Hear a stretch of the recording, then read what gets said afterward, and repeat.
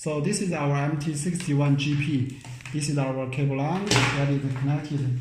This one it is a three-phase, but we only connect the single-phase line to show it. MT61GP Smart Power Meter.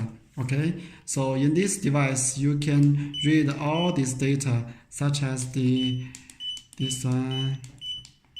Okay, the parameter voltage, current, the power factor, the power, the frequency, and everything, and also the energy, all of them. So this is RS45 configuration. RS45 A and B, we get it connected.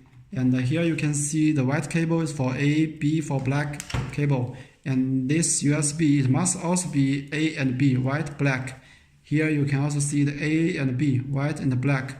And then must make sure the A and B is very well correctly connected. Now we get it connected, and this is our 3SGP configuration tools. The most important point, after the get it connected, you must click open and make sure it is clicked here. It means already successfully connected, and then it will start to work. Close, it will stop, it will not work. So you must make sure it is opened. So get handshake with each other, and here you can see it is open, switch off, and close, it is switch on. So now let's see clearly all this function here. Switch on off again, you can see right. Okay, so this is control to remotely switch on off. This is basic configuration. First you can read the collector, active collector, and everything.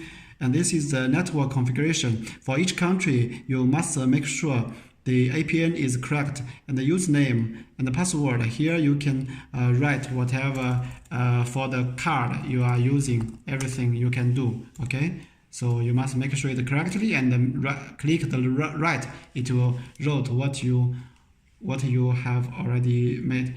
The device time you can read and write it correctly. Okay, so this is the basic configuration.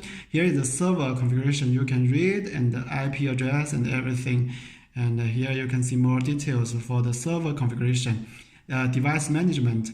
You see this is the mainboard version, and okay, reset factory and more details.